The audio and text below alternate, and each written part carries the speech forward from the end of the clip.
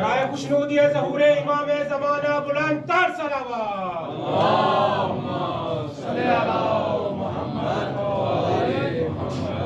اعوذ باللہ من الشیطان اللعین الرجیم بسم اللہ الرحمن الرحیم الحمد للہ رب العالمین والصلاة والسلام والتحیۃ والاکرام علی سیدنا و نبینا و شفیع ذنوبنا و طبیب نفوسنا رحمت للعالمین ابی القاسم مصطفیٰ محمد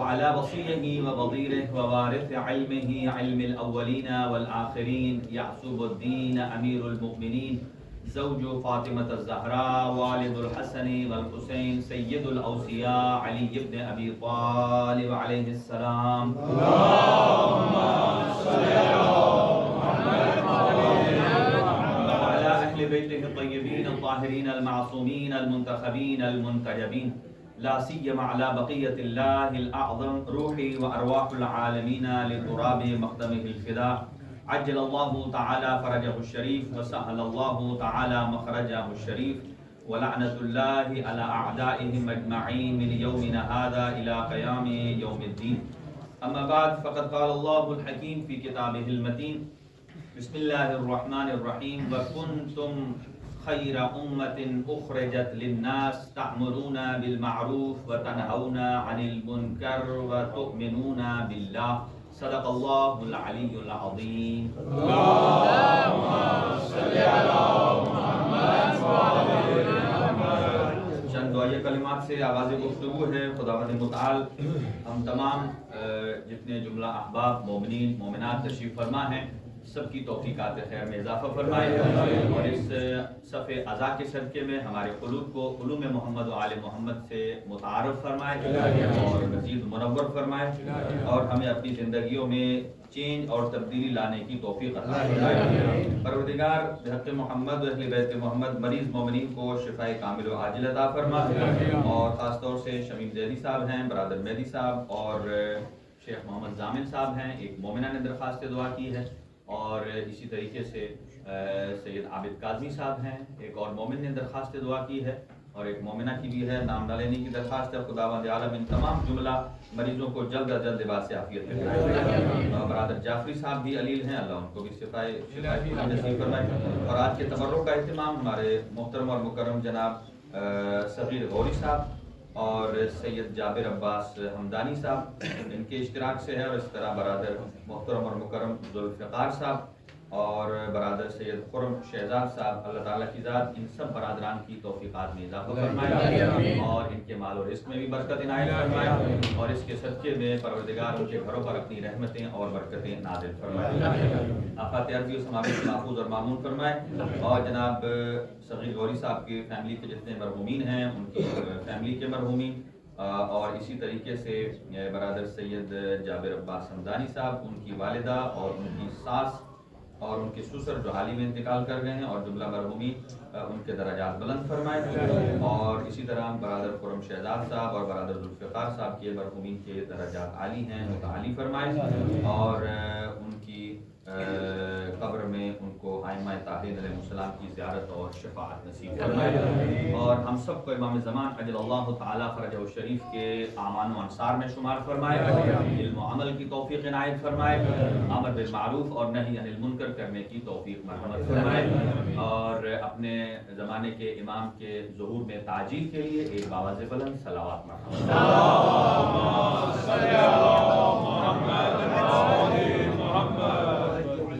حاضرین گرامی، ایک آدھر گزشتہ سے پیوستہ کچھ موضوعات آپ کی خدمت میں گوش گزار کر رہے ہیں اور آپ سے گزارش ہے کہ جو پیچھے مومنین بیٹھے ہیں وہ ایک ایک قدم آگے تشریف لے آئیں.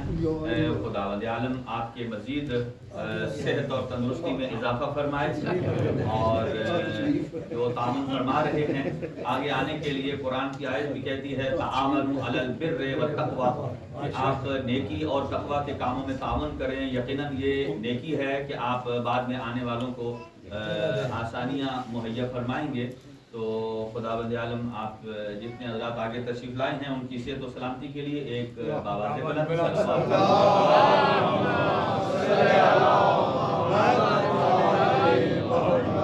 چلیں. شاید یہ نہ سمجھیں کہ جو آگے آئے ہیں انہی کی صحت و سلامتی کے لیے، جو نہیں آئے ان کی بھی صحت،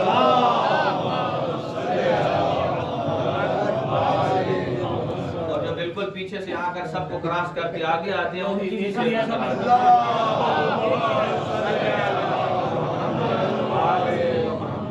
آپ کی خدمت میں امر بالمعروف نہی عن المنکر سے اس عنوان سے کچھ معلومات پیش کر رہے ہیں۔ اگر آپ کی توجہات ہوں تو کل جہاں ہم نے روکا تھا، میں ایک دو جملوں میں اس کو نتیجتاً دوہرا کر ہم آگے بڑھتے ہیں، چونکہ ہماری منزل بڑی دور ہے، ابھی ہم مقدمات میں ہیں۔ ارشاد خداوندی ہے کسی بھی امت کے بہترین ہونے کی 3 نشانیاں ہیں۔ پہلی کہ امر بالمعروف کرنا چاہیے، دوسرا نہی عن المنکر کرنا چاہیے، اور تیسرا تؤمنون باللہ، اللہ پر ایمان ہونا چاہیے۔ تو خداوند عالم ذیشان جوادی صاحب کو کروٹ کروٹ جنت الفردوس میں جگہ عطا فرمائے۔ وہ فرماتے ہیں کہ یہ 3 ایسی صفات ہیں امت کو بہتر بنانے میں کہ جن میں ایمان کار فرما ہے۔ بغیر ایمان کے نہ آپ آگے بڑھ سکتے ہیں، نہ امر بالمعروف کر سکتے ہیں، نہ نہی عن المنکر کر سکتے ہیں، بہت ساری چیزیں ہیں۔ البتہ امیر المومنین ارشاد فرماتے ہیں کسی بھی مکتب کے احیاء کے لیے، توجہ ہے حضرات کی، کسی بھی اسکول آف تھاٹ کی زندگی کے لیے امر بالمعروف اور نہی عن المنکر اس کی روح کی حیثیت رکھتا ہے۔ کوئی بھی مذہب تب زندہ ہوتا ہے جب اس کے اندر روح ہو، اور روح کا نام کیا ہے؟ امر بالمعروف اور نہی عن المنکر۔ اب چونکہ جملات زیادہ ہیں میں تکرار نہیں کر پاؤں گا۔ دوسرے مقام پر امیر المومنین ارشاد فرماتے ہیں کہ اگر دشمن کی طاقت کو زیر کرنا ہے، با الفاظ دیگر اگر دشمن کو آپ ناک زمین پر رگڑوانا چاہتے ہیں، کیا جملہ ہے امیر المومنین کی حکمت ہے نہج البلاغہ میں، فرماتے ہیں اگر آپ چاہتے ہیں کہ آپ کا دشمن زمین پر ناک سے لکیریں کھینچے، یہ تو جانتے ہیں نا لکیریں کھینچے کیا مطلب ہوتا ہے، یعنی کہ وہ اتنا مشکل کام ہوتا ہے، بندہ کہتا ہے یار جو بھی کرے وہ کام کر لے، بھلے ناک کے ذریعے لکیریں ہی کیوں نہ نکال دی جائیں۔ فرمایا اگر امر بالمعروف کریں گے تو یہ امر بالمعروف دشمن سے ناک کی لکیریں نکلوانے کے مترادف، ناک سے لکیریں نکلوانے کے مترادف ہے، یعنی کہ وہ یہاں تک آ گیا ہے کہ اپنی ناک کو زمین پر رگڑنے کو تیار ہے۔ تیسرے مقام پر یہ جو امر بالمعروف ہے یہ کچھ سید الشہداء نے سلوگن سٹارٹ نہیں کیا ہے، نعرہ نہیں بلند کیا ہے، بلکہ گزشتہ انبیاء، گزشتہ آسمانی تمام کتابوں میں یہ امر اور یہ کلیہ موجود ہے، جس کے ذریعے وہ تربیتی ورکشاپ کرتے تھے۔ یعنی کہ اگر کسی بھی اصول کو امپلیمنٹیشن کروانا ہے تو امر بالمعروف کے ذریعے ہوتا ہے اور نہی عن المنکر کے۔ جیسا کہ آپ امام بارگاہ میں تشریف لا رہے تھے تو آپ نے جگہ جگہ امر بالمعروف کے سائن دیکھے ہوں گے، کوئی آدمی کھڑا ہوگا تو آپ کو کہہ رہا ہوگا گاڑی یہاں کھڑی کریں، یہ پلیس خالی آپ یہاں کھڑی کیجئے۔ جب آگے آئیں گے انہوں نے کہا ہوگا کہ جوتے اتارنے کا ریک یہ ہے، واش روم اگر جانا چاہتے ہیں وضو کرنا چاہتے ہیں تو یہاں جائیں، وہاں سے آ کر یہ جو آپ کو بتا رہا ہے سیدھے راستے کی طرف، پاکیزگی کی طرف، ماشاءاللہ وہ کیا ہیں؟ بعض اوقات امر بالمعروف جملوں کی شکل میں ہوتا ہے، الفاظ کی شکل میں ہوتا ہے، ورڈز کی شکل میں ہوتا ہے، بعض اوقات صورت کی شکل میں ہوتا ہے۔ ایک اور مثال لیتا ہوں، ہمارے نوجوان بیٹھے ہیں بہت سارے، ہمارے پاس جو افراد ڈرائیونگ کرتے ہیں، روڈ کے اوپر جتنے سائن بورڈ ہیں ان میں سے آدھے امر بالمعروف ہیں اور آدھے نہیں ہیں، بلکہ میں اسے تقسیم کر دوں کہ جو بلو کلر کے ہیں وہ امر بالمعروف ہیں اور جو ریڈ کلر کے ہیں وہ نہی عن المنکر، یعنی اور ان میں سے جو بلو کلر کے ہیں ان میں سے بھی امر بالمعروف کسی میں واجب ہے۔ کچھ بورڈ ایسے ہیں جو بتاتے ہیں کہ you have to follow this, کہ آپ کے پاس کوئی آپشن، کوئی چوائس نہیں ہے۔ اس کا مطلب کیا ہے کہ وہاں اسی طرف جانا ہے، یہاں امر بالمعروف واجب ہے۔ یہاں کوئی سنتری نہیں کھڑا ہوا، کوئی پولیس والا نہیں، یہاں بورڈ بتا رہی ہے۔ دنیا نے آسانیاں پیدا کر دی ہیں، اسی لیے کل بھی میں عرض کر رہا تھا کہ اگر ہم اجتہاد کو چھوڑ دیں گے، اگر ہم علم کے مسدود ہونے کے قائل ہو جائیں گے تو نئی نئی جو ریولیوشنز ہو رہے ہیں، انقلابات آ رہے ہیں، تبدیلیاں آ رہی ہیں، ان تبدیلیوں کو کون حل کرے گا؟ دیکھیں پرانے زمانے میں تھا کہ قرآن مجید کو آپ ہاتھ نہیں لگا سکتے وضو کے بغیر. تو ابھی یہ ہے کہ جو قرآن آپ کی موبائل کے اندر ایپ کے اندر ہے تو کیا اس کو اوپر سے آپ ٹچ کر سکتے ہیں؟ بالکل کر سکتے ہیں. یہ آپ کو کس نے رہنمائی کی ہے کہ بڑے کھل کر کہہ رہے ہیں ہاں کر سکتے ہیں؟ اس کے پیچھے علم ہے. اور وہ علم کیا ہے کہ مکتب اہل بیت کا علم کبھی بھی سائنس سے جدا نہیں ہے. مکتب اہل بیت کبھی دقیانوس پتہ ہے کیا کسے کہتے ہیں؟ وہ پرانے زمانے کی فکر جو کہتے تھے چونکہ نبی پاک گدھے پر سواری کرتے تھے تو میں نے گاڑی پر نہیں بیٹھنا. ان سے پوچھو جہاز پر بزنس کلاس وہی لیتے ہیں جو کہتے ہیں نبی پاک مثلا گھوڑے پر چلتے تھے اور یہ ہوتا تھا فلاں ہوتا تھا. یہ دقیانوسی دیکھیں دنیا ایڈوانس جا رہی ہے اور ہمیں اپنی رسومات کھینچ کر پیچھے لا رہی. اب دیکھیں کل ایک اور نوجوان نے سوال کیا, میں اس کو مزید واضح کر دیتا ہوں کہ آغا سیستانی صاحب کی سائٹ پر ایک شیعہ جوان نے کوسچن کیا. وہ ہے پائلٹ اور وہ امریکہ سے فلائٹ اڑاتا ہے چونکہ وہاں ہے برمودا ٹرائی اینگل میامی, چونکہ برمودا ٹرائی اینگل دو ہیں, ایک جاپان کے پاس ہے اور ایک امریکہ میں ہے. وہاں جو میامی ہے برمودا ٹرائی اینگل وہ جگہ ہے کہ جہاں کچھ غلط افکار کے لوگوں نے کہا یہ جزیرہ خضراء ہے, وہاں امام زمان رہتے ہیں. توجہ رہے, امام زمان رہتے ہیں اس لیے کہ وہاں جو بائی ایئر پلین گزرتا ہے ہوا میں وہ بھی غرق ہو جاتا ہے اور جو شپ جاتا ہے وہ بھی اس کے اندر غرق ہو جاتا ہے اور جو گیا ہے آج تک واپس نہیں آیا. یہاں تک کہ 6 مہینے کا وہ راشن کھانا پینا لے کر گئے ہیں فوڈ تاکہ ہم وہاں جائیں میں بھی کسی جگہ ہوں تو 6 مہینے گزار سکیں, ان کی بھی کوئی خبر نہیں ہے. تو دنیا کہتی ہے کہ وہ جزیرہ خضراء ہے. خضراء کہتے ہیں گرین, وہ کہتے ہیں کہ وہ گرین لینڈ ہے کہ جہاں امام زمانہ رہتے ہیں, جہاں کسی کو جانے کی ایکسیس نہیں ہے. یہ بات یاد رکھیے کہ اللہ کا نظام ایسا نہیں ہے کہ حجت خدا تک جانے کے لیے ہزاروں بندے مروائے جائیں. یہ فرعونیت کا قانون ہے کہ جہاں موسیٰ آنا چاہتا ہے 70,000 مروا دیتے ہیں اور جہاں حجت خدا امام زمان آنا چاہتے ہیں وہاں کئی افراد کو زندہ تمام کر دیا جاتا ہے. لیکن اللہ کا نظام کبھی ایسا نہیں ہے. اللہ چند افراد کو مار کر مقدمہ بنا کر آگے بھیجے کہ جاؤ وہاں فائدہ لو. ایک کلیہ یاد رکھیے, ایک کلیہ, میری آواز صحیح پہنچ؟ ایک کلیہ یاد رکھیے اور وہ کلیہ یہ ہے کہ واجب چیز کا مقدمہ بھی واجب ہوتا ہے, حرام چیز کا مقدمہ بھی حرام. مقدمہ کسے کہتے ہیں؟ اس کی پریپریشن, اس کا دیباچہ جو شروع میں آپ اس کو مثلا اس کو آپ تیار کرتے ہیں. مثلا میں ایک ایگزامپل دیتا ہوں آپ کو. نماز واجب ہے, نماز واجب ہے نا. تو ہم جو اللہ نے کہا ہے نماز پڑھو, یہ نہیں کہا وضو نماز کے لیے واجب ہے. یہ عقل نے ہماری سمجھ ہے. آج کل کئی ایسے غلط خرافات پھیلانے والے لوگ موجود ہیں جو کہتے ہیں بھائی آپ کی عقل اسلام میں کہاں دخل دیتی ہے, آپ کی عقل کی کیا ویلیو ہے. میں کہتا ہوں ان کی عقل پر سلام ہے. اسلام نے تو جو عقل مند آدمی نہیں ہے, عربی میں روایت ہے رفع ما لا يعلمون, کہ جو بے وقوف ہے, جو اندھا ہے, جو دیوانہ ہے, اللہ نے اس سے اسلام کی تکلیف کو اٹھا لیا. اب اللہ اس سے نہیں پوچھے گا تو نے نماز کیوں نہیں پڑھی, اس لیے اسے پتہ ہی نہیں ہے طہارت کیا ہوتی ہے, وہ کانشیس ہی نہیں ہے, وہ عقل مند ہی نہیں ہے. اس کا مطلب یہ ہے کہ جب تک عقل کی کتنی ویلیو ہے کہ جب تک انسان کے اندر عقل نہیں ہے تب تک احکامات الہیہ اس سے مربوط نہیں ہوتے. تو اللہ نے کہا نماز واجب ہے, یہ نہیں کہا اس کے لیے وضو پڑھ کرو. وضو کو کہاں سے سمجھا؟ دو ذریعے, ایک تو نبی پاک صلی اللہ علیہ وسلم کی سنت ہے, آپ نے فرمایا. قرآن نے وضو کا طریقہ بتایا اس طریقے سے کرو. لیکن جہاں جہاں اقیموا الصلاۃ وآتوا الزکات, نماز پڑھو زکات دو, نماز پڑھو زکات دو, کئی مقامات پر, یہ نہیں کہا وضو کر کے پڑھو. چونکہ وضو مقدمہ ہے نماز کا. نماز اصل چیز ہے, اصل کیا ہے؟ مقصد پروردگار ہے, منشاء پروردگار. نماز پڑھو اس کے ساتھ قربتن اللہ، اللہ کے ساتھ رابطہ پیدا کرو. اب اس کے لیے وضو نہیں ہے تو وضو کیوں واجب ہے؟ اس دلیل کے تحت چونکہ نماز واجب ہے اور اس کے لیے جو چیز مقدمہ بنتی ہے وہ بھی واجب ہے. اب صرف وضو کی مثال نہیں ہے، قرآن نے نہیں کہا کہ مسجد میں نماز پڑھو.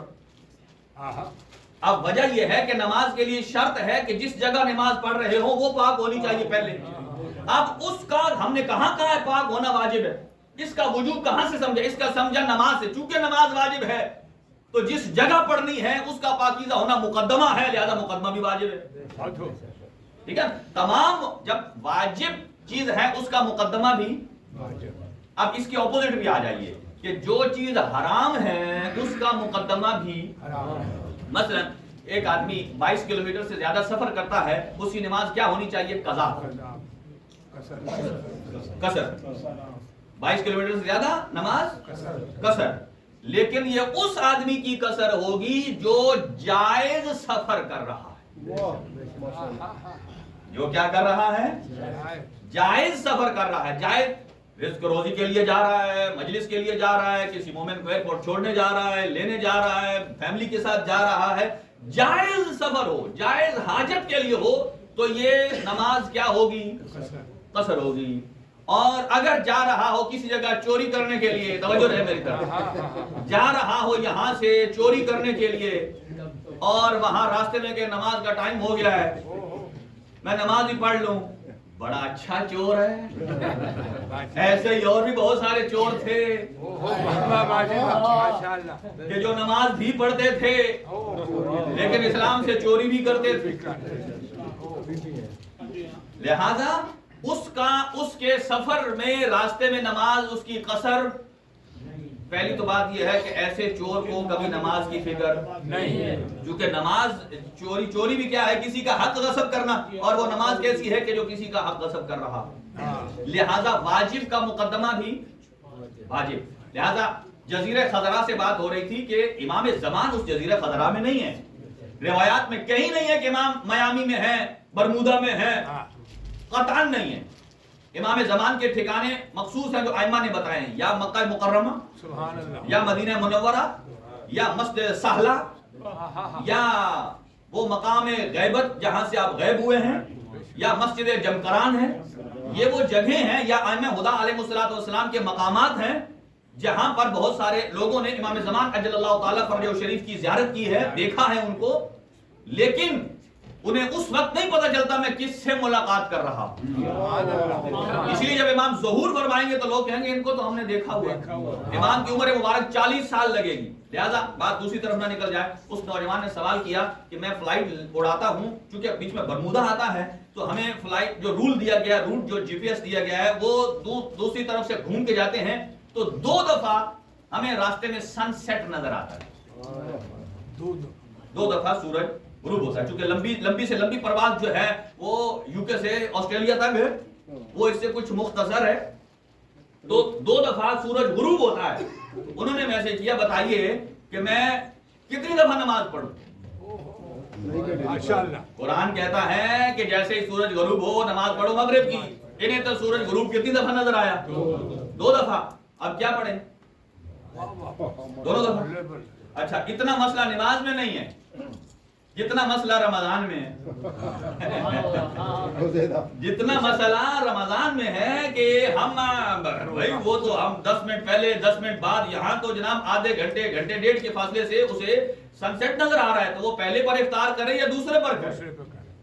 تو انہوں نے جواب دیا دیکھیے شریعت مقدسہ اسلام میں یہ ہے اجتہاد، یہ ہے علم، یہ ہے علم کی طاقت کہ جو آپ کی زندگی کے مسائل کو الجھن میں نہیں ڈالتا ہے بلکہ ان میں آسانیاں پیدا کرتا ہے. ٹھیک ہے، انہوں نے کہا دیکھیے اللہ نے نمازیں دن میں رکھی ہیں 5، اور اگر آپ 2 چھوڑ کر 3 دفعہ بھی سورج غروب ہو کر دیکھتے ہیں تو آپ کی تکلیف شرعی ایک 24 گھنٹے میں 5 نمازیں پڑھنا ہے، 6 نہیں ہے.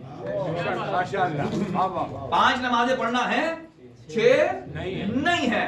اور جب پہلا وقت ہو جاتا ہے تو آپ کے اوپر وجوب آ جاتا ہے. ایسے ہی روزے میں، ایسے ہی نماز میں. جیسا کہ نماز جمعہ کو ہم جب بچوں سے سوال کرتے ہیں کہ بتائیے بھائی دن میں کتنی نمازیں ہیں؟ 5. جمعے والے دن کتنی ہیں؟ جلدی سے وہ کہتے ہیں 6. وہ کہتے ہیں 5 فجر ظہر اثر مغرب عشاء اور 1 جمعہ. حقیقت میں جمعہ اور ظہر ایک ہی چیز ہے. لہذا امر بالمعروف یعنی یہ ایسے کوسچنز ہیں. اب اور بہت ساری ترقیاں ہیں, میں ان کی طرف نہیں جاتا چونکہ میں مسئلے سے رہ جاؤں گا. کہ واجب کا مقدمہ واجب, حرام کا مقدمہ حرام. اور قرآن مجید نے امیر المؤمنین نے ارشاد فرمایا کہ گزشتہ امتوں میں سے کتنی ایسی امتیں ہیں امر بالمعروف نہی عن المنکر نہ کرنے کی وجہ سے ہلاک ہو گئے. یہاں تک کہ امیر المومنین اپنی جو آخری لائف کی وصیت ہے سر میں ضرب لگنے کے بعد امام حسن اور امام حسین کو وصیت کرتے ہیں. مکتوب نمبر 47 48 کو آپ پڑھ لیجئے نہج البلاغہ میں. وہ فرماتے ہیں اے میرے بچوں حسن و حسین کو کہ امر بالمعروف کو مت چھوڑیے گا. کیوں؟ اس لیے کہ اگر امر بالمعروف چھوڑ دیں گے تو اس کے نتیجے میں اللہ ایسے ظالم بادشاہ کو آپ کے اوپر مسلط کرے گا, پھر آپ کے نیک لوگ بھی دعا مانگیں گے تو دعا قبول نہیں ہوگی. وگرنہ تو کہا جاتا ہے نیک لوگ دعا کرتے ہیں ان کے پاس لوگ جاتے ہیں, پھر نیک بھی دعا کریں گے دعا قبول نہیں ہوگی. اب میں آگے بڑھتا ہوں. ایک اور مقام پر امیر المومنین یہ روایت صلی اللہ علیہ وآلہ وسلم سے آپ فرماتے ہیں کہ من امر بالمعروف وانہا عن المنکر, جو امر بالمعروف کرتا ہے نہی عن المنکر کرتا ہے ہوا خلیفۃ اللہ فی الارض. جو امر بالمعروف کرتا ہے نہی عن المنکر کرتا ہے وہ اللہ کا خلیفہ ہے. آپ دیکھ لیجئے 61 ہجری میں اللہ کا خلیفہ کون؟ اتنی آسانی سے پہچان دیں گے. ایک طرف یزید ہے اور ایک طرف حسین ہے. جو امر بالمعروف کر رہا ہے وہی اللہ کا. پھر صرف یہ نہیں فرمایا خلیفۃ رسول اللہ, پھر رسول خدا کا بھی خلیفہ وہ ہے کہ جو امر بالمعروف اور نہی عن المنکر کرتا ہے. اور پھر تیسرے مقام پہ فرماتے ہیں خلیفۃ کتابہ, اللہ کی کتاب کا خلیفہ بھی وہی ہے جو امر بالمعروف کرتا ہے. دیکھیے امر بالمعروف کا مقام, اور امام حسین علیہ السلام نے اسی کو مبدأ قرار دیا ہے. اور پھر ایک اور مقام پر امیر المومنین نے یہ تشبیہ دی ہے, سنیے گا. سارا اسلام ایک طرف اور امر بالمعروف ایک طرف. آپ ارشاد فرماتے ہیں وَمَلْ أَعْمَالُ الْبِرِّ كُلُّهَا, سارے کے سارے نیک کام, اور اس کے ساتھ ساتھ وَجِيم ہا الف دال فی سبیل اللہ. سمجھ رہے ہیں نا, وہ بھی سارے اعمال اور ان کے ساتھ جیم ہا الف اور دال, وہ بھی فی سبیل اللہ, اللہ کے راستے میں. فرمایا یہ سارے ایک طرف ہوں اور عند الامر بالمعروف والنہی عن المنکر, اور امر بالمعروف ایک طرف ہو. تو فرماتے ہیں ان دونوں کی مثال کیا ہے؟ ساری نیکیاں پلس جیم ہا الف دال, یہ سارے کے سارے امر بالمعروف کے مقابل میں ایسے ہیں فی بحر لجی, جیسے 7 سمندر کے درمیان لعاب دہن کی چکناہٹ, لعاب دہن کی تراوت, رطوبت. آپ کی زبان کی رطوبت کتنی ہوتی ہے؟ ایک طرف بڑا سمندر ٹھاٹھے مار رہا ہے, اس کے مقابل میں ہماری زبان کی رطوبت اور اس کا جو گیلا پن ہے اس کی کیا ویلیو ہے؟ آپ سنیے, امیر المومنین فرماتے ہیں امر بالمعروف اور نہی عن المنکر کی مثال وہ سمندر ہے جو ٹھاٹھے مار رہا ہے, اور باقی ساری نیکیاں کیا ہیں؟ زبان کی رطوبت اور تری. اب میں اگلی جملے کی طرف بڑھتا ہوں. یہ امر بالمعروف صرف انسانوں میں واجب نہیں, حیوانوں میں بھی ہے. اور کرے گا کون؟ انسان, چونکہ اشرف المخلوقات ہے. یہاں سے دیکھیے کتنی باتیں کھلتی ہیں. آج کل ہمارے معاشرے میں کیا کیا خرافات ہیں, وہ امر بالمعروف اور نہی عن المنکر کے نیچے آتے ہیں. جب تک ہم اس پر آنکھیں بند کرتے رہیں گے, ابھی عرض کرتا ہوں کہ وہ کون کون سے معاشرے کے افراد ہیں کہ جن پر قرآن نے کہا امر بالمعروف واجب ہے. ہاں جی, انسانوں پر صرف امر بالمعروف نہیں, حیوانوں پر بھی. اب یہ روایت سنیے. وقال الامام جعفر الصادق علیہ الصلوۃ والسلام,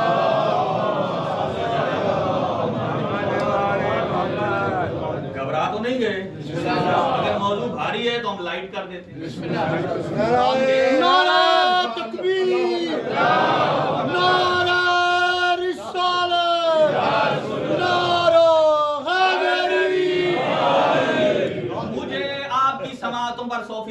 بھروسہ ہے چونکہ مجھے معلوم ہے کہ میں نے کہاں سے کدھر جانا ہے اور وقت بھی بہت نازک ہے.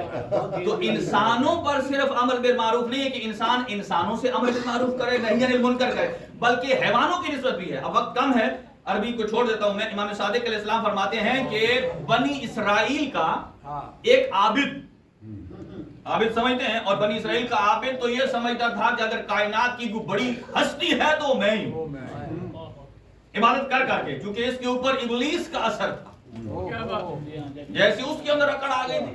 لہذا چھٹے امام ارشاد فرماتے ہیں وہ عبادت کہ جو انسان کو سر اٹھا کر اکڑائے وہ شیطان بناتی ہے, اور جو عبادت کے بعد سر جھکائے عاجز بنائے عبد خدا بنائے. تو بنی اسرائیل کا جو عابد تھا, توجہ رہے, وہ نماز پڑھ رہا تھا, ان کا یہ ہوتا تھا اوپر نیچے اٹھک بیٹھک لگے رہو, زبردست, رکاوٹ نہ آنے پر کنٹینیوسلی لگ.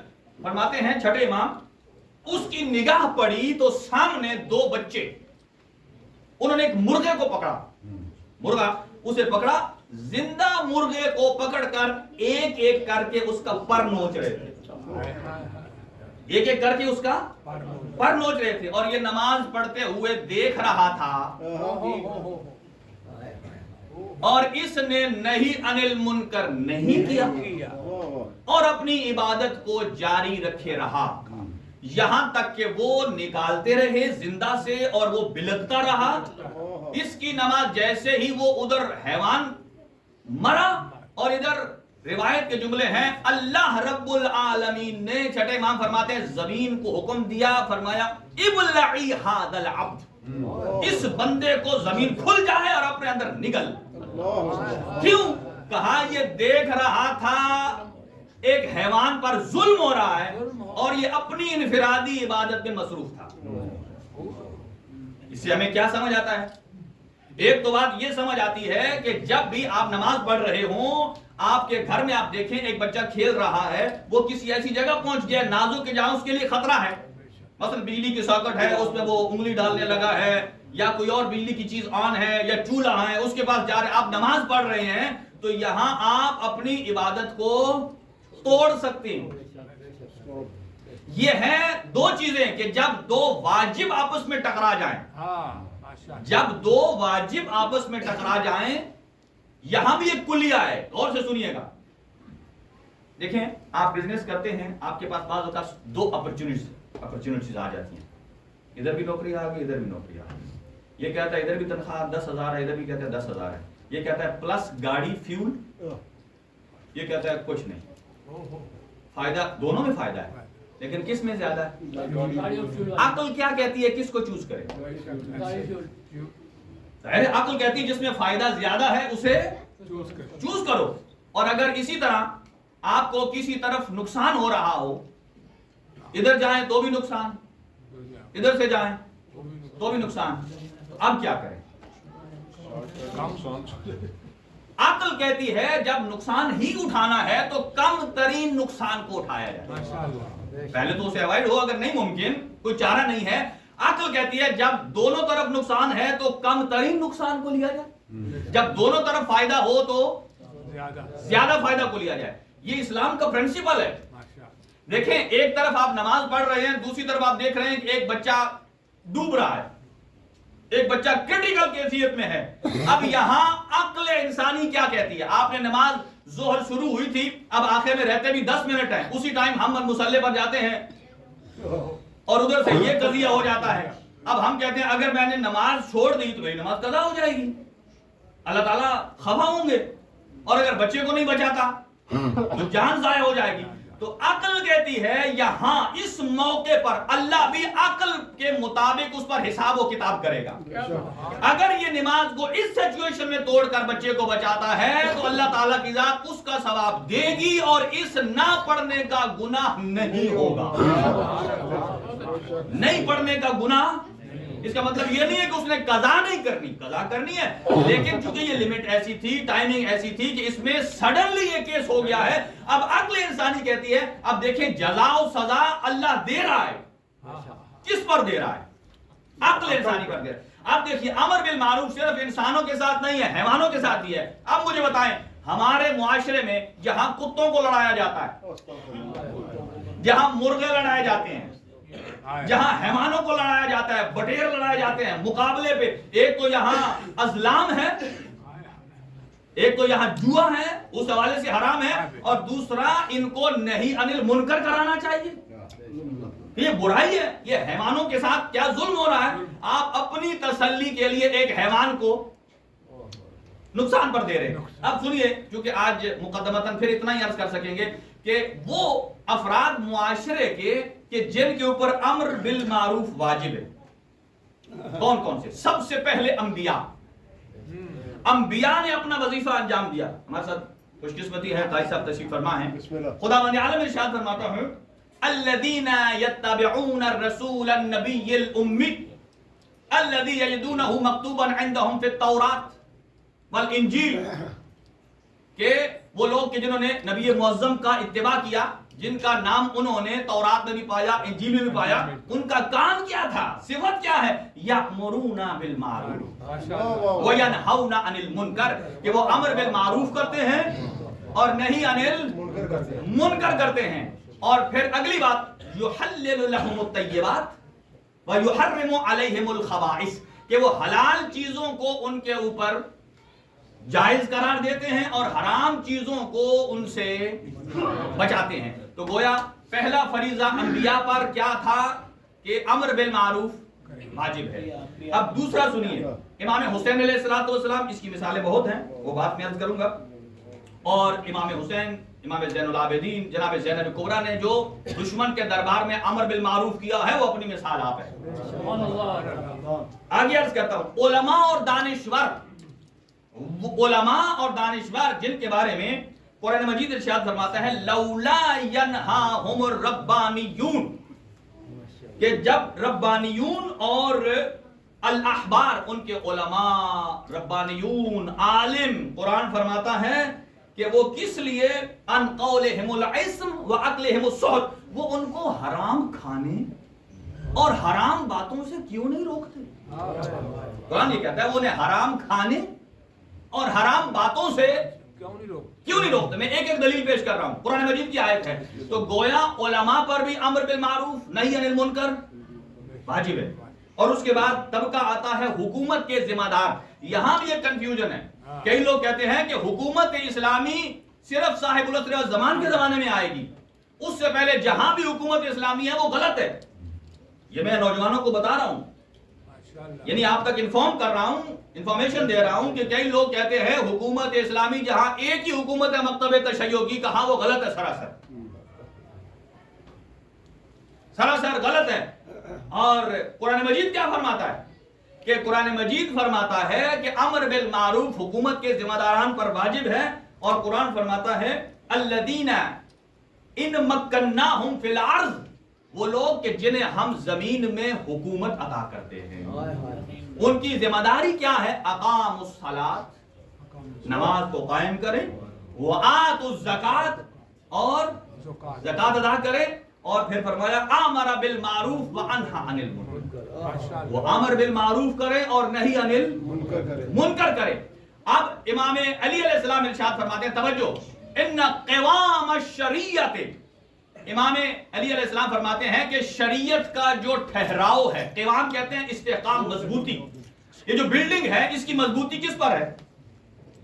پلر پر ہے، جتنا یہ مضبوط ہوگا اس کی بلڈنگ مضبوط۔ فرمایا قوام الشریعت الامر بالمعروف والنہی عن المنکر واقامت الحدود، کہ دین اور شریعت کی جو مضبوطی اور استحکام ہے وہ تین چیزوں پر ہے، امر بالمعروف پر، نہی عن المنکر، اور اقامت الحدود۔ اقامت الحدود کیا ہوتا ہے؟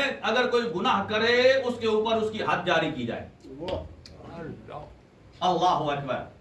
یہ ترہ بھی میرے مولا آقا امیر المومنین کے پاس ہے، کسی اور خلیفہ کے بچے نے پی لی تھی شراب،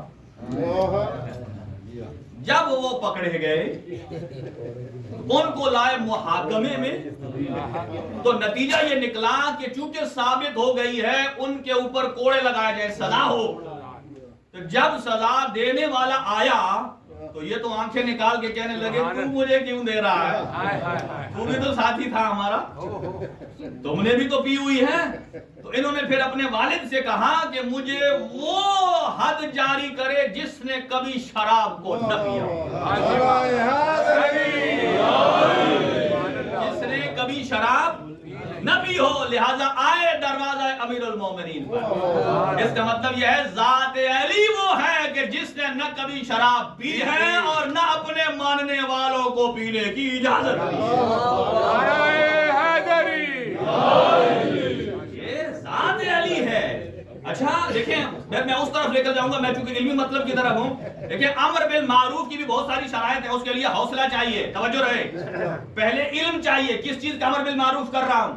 علی امر بالمعروف کرے تو جانتے ہیں کیا کرنا ہے, حسین امر بالمعروف کرے تو جانتے ہیں کیا کرنا ہے, حسن کرے تو جانتے ہیں کیا کرنا ہے. ایک اور شخصیت نے بھی آدھی رات کو, مشہور ہے کہ وہ پہرا دیا کرتے تھے, چیک کرتے تھے کہ کہیں گڑبڑ تو نہیں. ایک رات انہوں نے ایک دیوار سے چھلانگا, گھر میں داخل ہوئے اور کہا ہم نے آپ کو رنگے ہاتھوں پکڑ لیا. اور وہ زوجین تھے, میاں بیوی تھے. کہا ہم نے آپ کو پکڑ لیا, آپ کے اوپر حد جاری ہوگی, یہ ہوگی. انہوں نے ان کو روک کے کہا خلیفہ صاحب اپنے ذرا حد میں رہیں, آپ ہمارے اوپر نہیں, آپ نے قرآن کی روح سے 2 جرم کر دیے. امر بالمعروف کرنے والے کو پہلے عالم ہونا چاہیے, اتنا سکہ ہو, وہ بندہ جو کبھی میدان میں نہ گیا ہو. یہ وہی آدمی ہے کہ جو جب میدان مبالا میں جانا تھا نا, ایڑی زمین پر ماری, رگڑ کے نا ایسے اپنے غصے کا اظہار کیا, کہا جہاں میں جانا چاہتا ہوں وہاں جانے نہیں دیتے.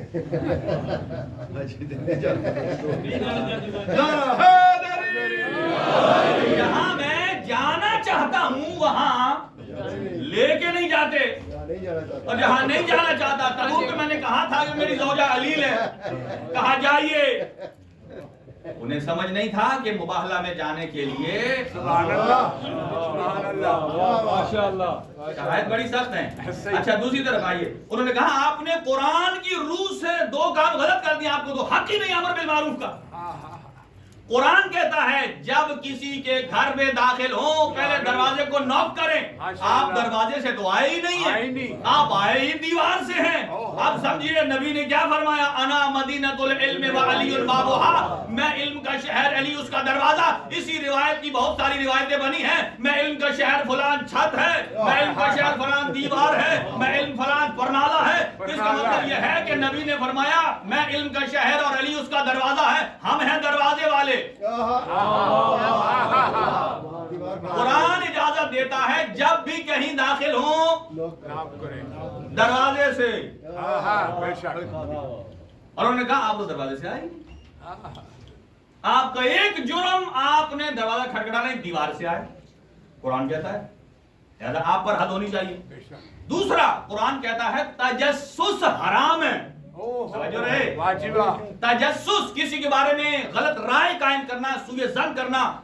ایک بیماری بھی ہے جس کا نام ہے ایگزائٹی, آج کل بہت زیادہ ہے. وہ یہ ہے کہ جہاں 2 بندے کھڑے ہو نا, ایک بندہ کہتا ہے وہ میرے بارے میں. جیسا کہ یہ ایگزائٹی آج سے نہیں ہے, یہ نبی کے زمانے میں بھی تھی. حذیفہ یمان حضور کے قریبی صحابی تھے, انہیں حضور نے ایک لسٹ دی تھی, کہا یہ جو 10 بندے ہیں نا یہ پکے جنتی ہیں. تو لوگ سارے باری باری پوچھتے تھے, جیسے ہمارے یہاں چیٹنگ ہوتی ہے نا, بولے بتانا سوال کیا ہے. انہوں نے کہا بتا میرا نام ہے یا نہیں, ہے یا نہیں ہے. ایک صاحب آ کر کہنے لگے اس کو تبانے کے لیے, تو مجھے بتا یا نہ بتا, مجھے پتا ہے میرا نام نہیں. تو مجھے بتا یا نہ بتا, مجھے معلوم ہے میرا نام نہیں ہے. یعنی وہ جب بھی کسی سے بات کرتے تھے نا تو وہ یوں کرتے تھے. میرے بات یہ ایگزائٹی ہے. انہوں نے کہا تجسس حرام ہے. اب آئیے جلدی جلدی بات کروں. علماء پر واجب, اور جس کو اللہ حکومت دے واجب, اور جہاں حکومت صاحب الزمان امام صادق علیہ السلام کی حدود قائم ہے, شکر خدا کریں کہ امام زمان کی حکومت آنے سے پہلے مقدمے کے طور پر وہاں ایک نظام کو متعارف کروایا ہے جس سے پوری دنیا تنگ ہے اور جانتی ہے. اتنا 4 فقہیں مل کر اچھا نظام نہیں بنا سکی. ایک فقہ صادق آل محمد نے بہترین نظام. اچھا اب آگے آ جائیے جلدی جلدی. والدین کے لیے، والدین پر اللہ نے واجب قرار دیا ہے امر بالمعروف. قرآن مجید ارشاد فرماتا ہے یا ایھا الذین آمنو، اے ایمان والو. او کا معنی ہوتا ہے بچاؤ، بچو. انفسکم واہلیکم نارا، صرف اپنے آپ، نماز، روزہ، تقوی، مسجد، امام بارگاہ، ماتم، عزاداری، نیاز صرف اپنے تک نہیں. انفسکم واہلیکم نارا، اہل و عیال کو بھی ساتھ لانا ہے.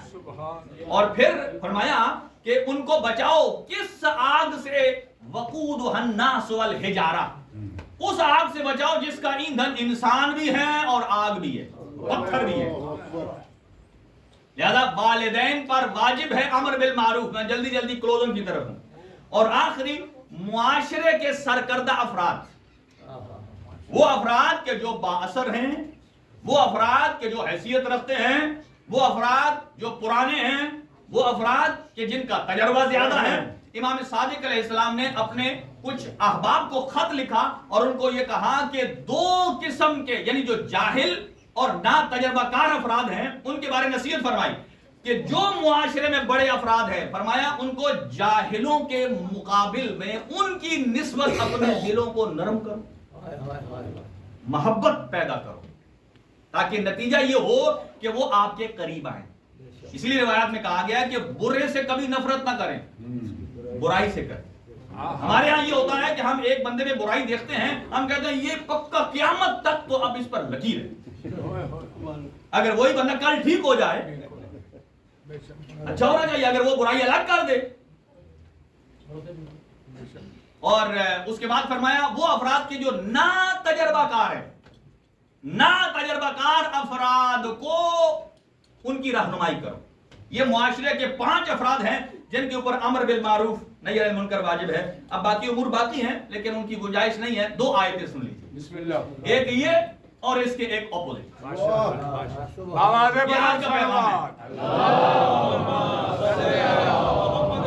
نعرہ تکبیر، نعرہ رسالت، نعرہ حیدری. لہذا ارشاد خداوندی ہے، کیا ہے؟ سارے پڑھے بس میرے لیے جو اہم ہے وہ ہے یرید اللہ. یرید اللہ کا مطلب کیا ہے؟ یعنی اگر اہل بیت پاک ہیں، ان کو پاک کس نے کیا؟ ایک مومن نے اچھی بات بتائی ہے کہ یہ ترجمہ میں نے بہت جگہ پڑھا ہے، انما یرید اللہ نے انہیں پاک رکھا ہے. کیا کا مطلب یہ ہے کہ پہلے تھے نجس، پھر کیا نجاست سے دور رکھنا کا مطلب کیا ہے کہ جب سے یہ ہیں اور جب سے نجاست ہے نہ یہ نجاست کی طرف ہے اور نجاست. ایک جملہ اور کہہ دوں، سماعتیں بیدار ہیں. اگر کوئی ذکر اہل بیت کو پسند نہ کرے تو آپ کو کوئی ملال کی ضرورت نہیں ہے. قرآن کہتا ہے اللہ نے ان کو رکھا ہی نجاست سے.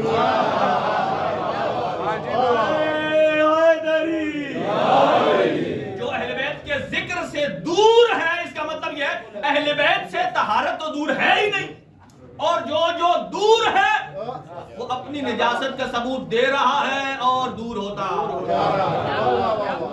جا رہا ہے. اب دیکھیں یرید اللہ، آج کا امر بالمعروف یہ ہے. توجہ ہے عزیز حضرات گرامی کی. ارشاد خداوندی سورہ مائدہ، کسی پاس موبائل ہے تو نکال لیں، سورہ مائدہ آیت نمبر 90. ارشاد خداوندی ہے یا ایھا الذین آمنوا. یہ خطاب بھی کوئی عام بندوں سے نہیں ہے، ایمان والوں سے ہے. اس کا مطلب یہ ہے کہ خرافات پہلے ایمان والوں میں تھے، اللہ انہیں سیدھا کرتا رہا ہے. فرمایا یا ایھا الذین آمنوا، اے ایمان والو، انما الخمر والمیسر والانصاب والازلام. یہ امر بالمعروف کر رہا ہوں، آپ اپنی طرف سے کر رہا ہوں. میں قرآن کی آیت سورہ مائدہ آیت نمبر 90 اور 91 پڑھوں گا. انما الخمر والمیسر والانصاب والازلام رجسن من عمل الشیطان. اللہ فرماتا ہے اے ایمان والو یہ چار چیزیں شیطان کا عمل ہے. شیطان خود پلید ہے اور جو اس کا عمل ہو وہ تو اور پلید ہے. رجسن من عمل الشیطان اس کے عمل کی پلیدی ہے. انما الخمر خمر کیا ہے؟ شراب. والمیسر میسر کیا ہے؟ جوا. یہ جو جوا لگا کے کھیلتے ہیں نا جوا. والانصاب انصاب زمانے جاہلیت میں وہ پتھر کے بت بناتے تھے اور اس کی عبادت کرتے تھے اور اس پتھر کو بت کو کہتے ہیں انصاب. والانصاب والازلام ازلام کیا ہے؟ زمانے جاہلیت میں وہ اپنا فال نکالتے تھے. جیسا کہ یہاں کوئی میچ شروع ہونے سے پہلے کیا کرتے ہیں؟ ٹاس کرتے ہیں کہ کس کی پہلے بیٹنگ ہے کیا چوز کرے گا. تو وہاں اگر ہونا تھا گیم شروع کرنی ہے تو پہلے ازلام کرو یعنی دو بندے ایک ادھر سے تیر مارے گا. جس کا تیر دور جائے گا اس کے لیے اچھا فال ہے وہ ٹاس جیت گیا. قرآن فرماتا ہے اس طریقے سے فال بھی نکالنا رجسن من عمل الشیطان. فاجتنبوہ ان سے بچیے. قرآن کا امر واجب ہے. یہ ہے امر بالمعروف ہے واجب. فعل امر جب بغیر قرینے کے ہو وجوب پر دلالت کرتا ہے. فاجتنبوہ اس سے بچ کر رہو. کیوں؟ لعلکم تفلحون تاکہ آپ فلاح پا جائیں. اگلی آیت اسی کے ساتھ ہے. اگلی آیت میں سٹارٹ ہو رہا ہے انما یرید الشیطان انما یرید اللہ. اب امر بالمعروف یہ ہے. اسی سے ہم آپ کہیں گے اس کا کربلا سے کیا تعلق ہے؟ یہی تو ہم دیکھنا چاہتے ہیں. ایک طرف حسین ہے اور ایک طرف یزید ہے. یزید انما یرید اللہ کا مصداق ہے نہیں. حسین انما یرید اللہ کا مصداق ہے اور یزید انما یرید الشیطان کا مصداق ہے. کہ شیطان کس کے پیچھے ہے؟ یزید کے پیچھے. اور حسین کے پیچھے کون ہے؟ اللہ. اب سنیے اللہ کیا فرماتا ہے. انما یرید الشیطان. شیطان چاہتا کیا ہے؟ فرماتا ہے ان توقع بینکم العداوۃ والبغضاء. شیطان چاہتا ہے آپ کے درمیان ایک دوسرے کو لڑائے, عداوت پیدا کرے, بغضاء پیدا کرے. کس سے؟ فی الخمر والمیسر. یعنی وہ چاہتا ہے خمر اور میسر سے کیا کرے؟ عداوت پیدا کرنا چاہتا ہے. اور اگلی بات سنیے, عداوت پیدا کرنے کے بعد دو کام اور بھی کرتا ہے. فرمایا کہ یصدکم عن ذکر اللہ. اللہ کے ذکر سے روک دیتا ہے. وعن الصلاۃ اور نماز سے روک دیتا ہے. اور آخری جملہ سنیے جس کے بعد بہت سارے صحابہ کے بدن کے رونگٹے کھڑے ہو گئے. قرآن فرماتا ہے فہم انتم منتہون. تم باز آؤ. جا کے دیکھیے مائدہ 91 ماشاءاللہ. کیا تم باز آؤ. اس کا مطلب یہ ہے اس سے پہلے شراب کی ممنوعیت کا حکم آ چکا تھا لیکن اس کے باوجود کچھ ایسے سو کال صحابہ تھے کہ جنہوں نے یہ کام جاری رکھا. اور جیسے ہی یہ آیت نازل ہوئی ابن جریر کہتے ہیں کیا شان رسالت تھی کہ جب نبی پاک نے مسجد نبوی میں یہ آیت پڑھ کر سنائی تو سارے اصحاب کے ہاتھ کھڑے ہو گئے. انہوں نے کہا انتہینا. انتہینا انتہینا کا معنی ہوتا ہے آج کے بعد نہیں کریں گے, آج کے بعد نہیں کریں گے. کیونکہ وہ سمجھ گئے کہ پہلے نہیں رکے تھے تو آیت آ گئی, آج نہیں رکیں گے تو ہم غرق ہو جائیں گے. لہٰذا آج کی مجلس کا امر بالمعروف یہ ہے لبیک یا حسین. کیا ہے؟ لبیک یا حسین. اب سنیے لبیک یا حسین کا مطلب کیا ہے؟ لبیک یا حسین کا مطلب کیا ہے؟ یا مولا آج کے بعد میں حرام نہیں کماؤں گا. لبیک یا حسین کا مطلب یہ ہے مولا آج کے بعد میں حلال کماؤں گا. لبیک یا حسین کا مطلب یہ ہے مولا آج کے بعد کسی واجب کو میں نہیں ترک کروں گا اور میں کسی حرام کو نہیں کروں گا. ادھر سے حرام بھی کرتا جائے ادھر سے لبیک یا حسین.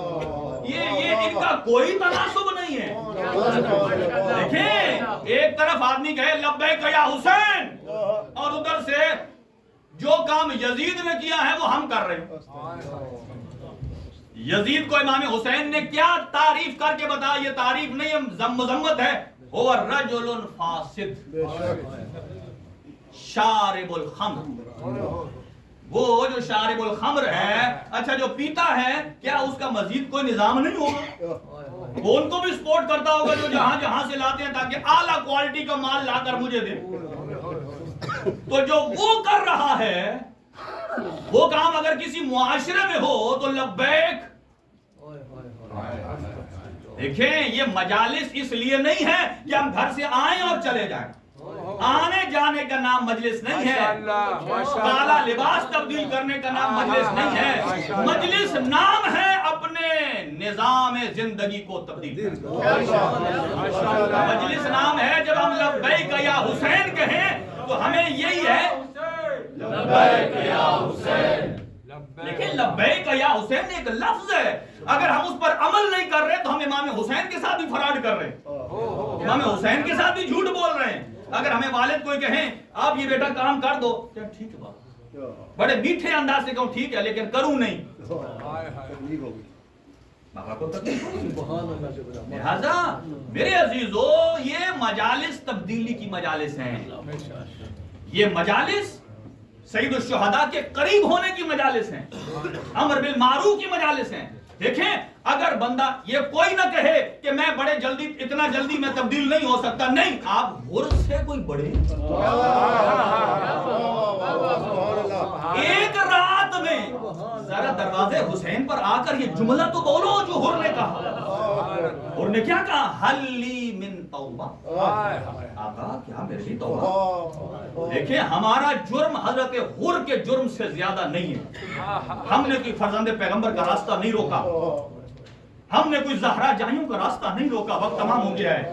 لیکن سنیے عزیزارو کہ جب حضرت حر نکلے نا، 1000 کا لشکر دیا ابن زیاد نے اور کہا کوفے کی سرحدوں پر پہرا لگا دو. 1000 کا لشکر دیا اور جب حر نکل رہے تھے نا، حاطف غیبی کی طرف سے 3 مرتبہ آواز آئی، تمہیں جنت کی بشارت، تمہیں جنت کی بشارت، تمہیں جنت کی بشارت. جب حر نے دائیں بائیں دیکھا تو کوئی بندہ نظر نہیں آیا تو خود اپنے آپ سے کہتا ہے ثقلت کا امک یا حر، اے حر تیری ماں تیرے ماتم میں بیٹھے. اب یہ جملہ حر کے ذہن میں گھر کر گیا. لیکن جب فرزند پیغمبر کے سامنے آیا تو کیفیت یہ تھی کہ حر کے اپنے سپاہی پیاسے تھے. میری لاکھ جانیں قربان زہرا کے لال پر. زہرا کے لال نے ان کو اپنا پانی پلایا. اور ایک تو کہتا ہے جو لشکر یزیدی تھا، کہتا ہے میں تو اتنا جام بلب ہو چکا تھا، میرے میں ہمت نہیں تھی کہ میں مشک سے پانی پی سکتا. زہرا کا لال کتنا کریم ابن کریم ہے، انہوں نے مشک کھول کر اپنا ہاتھ نیچے رکھا اور اپنے چلو سے پانی مجھے پلایا. اللہ اکبر. اور اس کے بعد جب لجام فرس میں ہاتھ ڈالا نا حر نے، زہرا کے لال نے کہا میرا راستہ نہ روک، میں اکیلا نہیں، میرے ساتھ زہرا ہے، میرے ساتھ زینب و کلثوم ہیں، میرے ساتھ عصمت و طہارت کی پروردہ ہیں. اور ادھر جب اس نے لجام فرس میں ہاتھ ڈالا نا، اور غازی عباس سرکار وفات دور تھے، ایک مرتبہ جب دیکھا نا کسی نے میرے آقا کا راستہ روکا ہے، فوراً سواری سے اترے اور ایسے آئے جیسے شکاری کی طرف آتا ہے. جیسے ہی عباس کو آتے دیکھا نا فرزند پیغمبر نے، اور آتے ہوئے عباس کو سینے سے لگایا اور کہا اے عباس یہاں کچھ نہیں کہنا ہے. اللہ اکبر. جب سینے سے لگایا اور ادھر حر کے حوصلے بڑھ گئے اور کہا، ایک مرتبہ سینے سے لگا کر کہا، حضرت عباس کے جذبات آنسوؤں سے نکلے، کہا اے میرے لشکر کے سپاہ، اے لشکر کے سپاہ سالار، اگر آپ کی یہ کیفیت ہے تو ان سید زادیوں کا کون ذمہ دار ہو؟ عباس نے ایک جملہ کہا. عباس کے لیے لڑ کر فرات کا کنارہ خالی کرانا آسان تھا، لیکن یہاں چپ رہنا مشکل تھا. لیکن کہا جی آقا جیسے حکم ہے، لیکن اتنی عرض ہے مجھے یہ بتائیے کہ آپ کے بابا نے میری ماں ام البنین سے شادی کیوں کی تھی؟ کیوں بہادر خاندان تلاش کیا تھا؟ میں نے یہ بہادری کہاں دکھانی ہے؟ فرمایا اے میرا عباس، تو نے جو بہادری دکھانی تھی صفین میں دکھا چکے، یہاں سکوت رہنا ہے. جب یہ جملہ سنا اور ادھر سے جب حر کو جب آسرا ملا اور اس نے گردن لجام فرس میں ہاتھ رکھا، کہا یزید کا پیغام ہے یہاں سے آگے نہیں جا سکتے.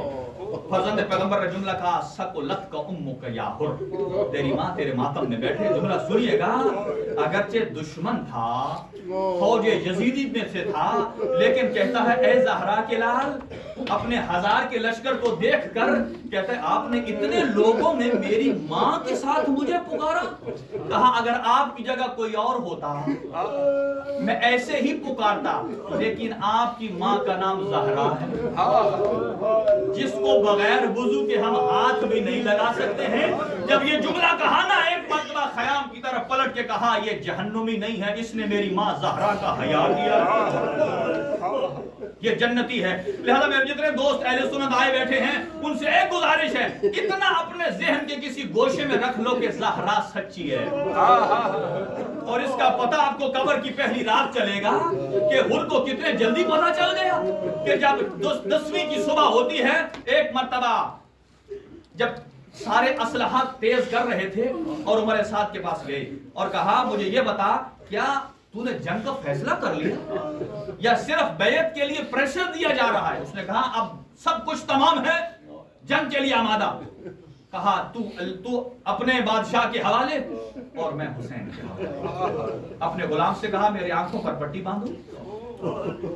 یہ وہ مقام ہے کہ جہاں ہر عزادار کو چاہیے اپنی آنکھوں کو بند کر لے، ایک مرتبہ میرے آقا سے کہے اے فرزند پیغمبر آپ کا واسطہ دیتے ہیں، حل لی نجات، کیا ہمارے لیے توبہ کا دروازہ کھلا ہے؟ آنکھوں کو بند کیا، ہاتھوں کو ادھر باندھا اور ادھر چلا جہاں فرزند پیغمبر تھا. اور ادھر جب زہرا کے لال نے دیکھا آ گیا وہ جس کا انتظار تھا. سنو، جو زہرا کے لال زہرا کا حیا کرتا ہے، معصوم اس کا انتظار کرتے ہیں. ادھر سے جب حر چلا نا، ادھر سے مظلوم کربلا نے فرمایا بھیا عباس، جی مولا، بیٹا اکبر جائیے، وہ جو آ رہا ہے اس کا استقبال کیجیے. اب عباس و اکبر جلدی سے آگے بڑھتے ہیں اور جیسے ہی عباس کی ہیبت کو دیکھا نا، ایک مرتبہ حر نے کہا عباس ٹھہر کر ذرا میری بات کو سنیے گا. کہا گھبرا نہیں، ہم تجھے کہنے نہیں، ہم تیرا استقبال کرنے آئے ہیں. جیسے ہی وہاں سے چلے اور فرزند پیغمبر کی طرف آئے، جیسے ادھر سے حر چلتا ہے ادھر سے فرزند زہرا چلے ہیں.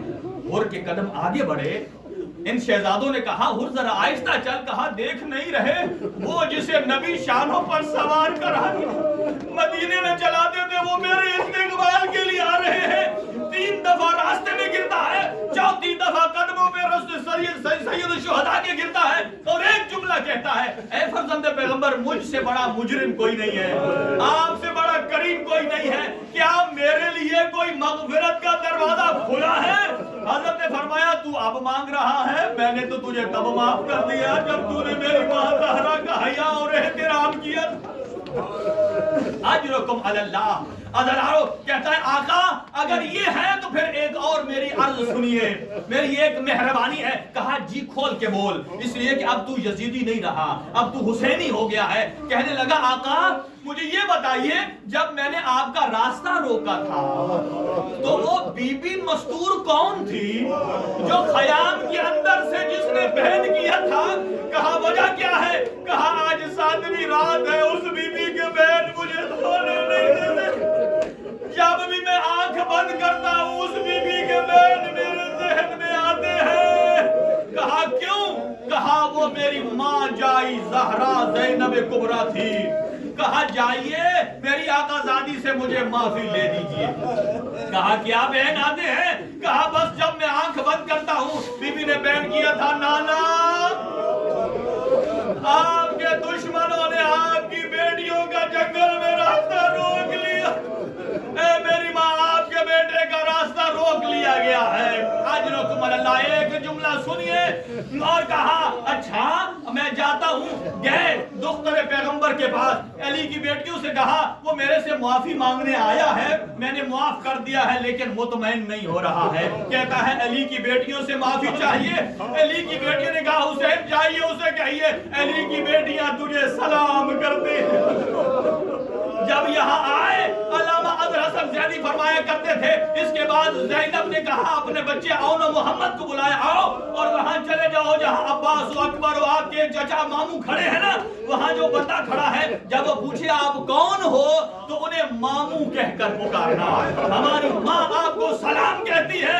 وہ کہتے ایک مرتبہ حر نے انگڑائی لی, کمانڈر تھا, کہا اے دشمن اشقیاء, اے دشمن کی فوج, تم نے زہرا زادیوں کو اتنا غریب کر دیا کہ محمد کی بیٹیاں مجھ جیسے گناہگار کو سلام, مجھ جیسے گناہگار کو سلام کر رہی ہے. آئے بارگاہ سید الشہداء میں, آقا میں معصوم نہیں, مجھے میدان میں جانے کی اجازت دیجیے. جب جانے لگے اور حر کا بیٹا سامنے آ گیا, کہا بابا کدھر جا رہے ہیں؟ کہا دشمنوں سے لڑنے جا رہے ہیں. آپ کا امام کون سا ہے؟ یہ حسین ابن علی ہے. کہا یہ جب بات سنی نا, مظلوم کربلا نے دونوں کو بلایا, کہا بتائیے کیا بات ہے؟ حر کے بیٹے سے کہا دیکھیے وہ باپ جو اولاد کا حق کھا جائے وہ کیسے جنت جا سکتا ہے؟ کہا کیا بات ہے؟ کہا اس میرے باپ نے امام حق کا انتخاب کر لیا ہے. بیٹے سے کہا حر نے میرا تجھ سے کوئی تعلق نہیں ہے, تو جہاں مرضی جا. اور اس نے کہا نہیں ہے میرا بابا, جب آپ جنت میں جائیں گے مجھے بھی اسی امام کے ہاتھ پر بیعت کرنی ہے. بیعت کی. حر نے اپنے بچے کو سینے سے لگایا, کہا اے آقا میرے سے پہلے میرے بیٹے کو روانہ کیجئے. اور حر کا بیٹا جب زخم کھا کر سین سے زمین پر آیا نا, اور حر سے پہلے مظلوم کربلا حر کے بیٹے کے لاش پر پہنچ گئے, اور جیسے ہی حر آیا نا اور کہا حر ذرا دور رہو, اس لیے کہ بوڑھا باپ جوان بیٹے کی لاش کو نہیں اٹھا سکتا. میں کہوں بہائے زہرا گلال, آج حر کو جوان بچے کی لاش نہیں اٹھانے دے رہے. کل گڑیل جوان ہم شکل پیغمبر اکبر زید سے زمین پر آئے گا, اور آپ کوہنیوں کے بل کیسے پہنچیں گے؟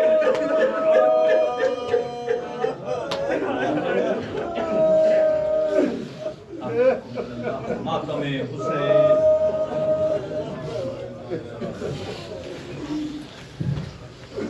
یا حسین, یا حسین.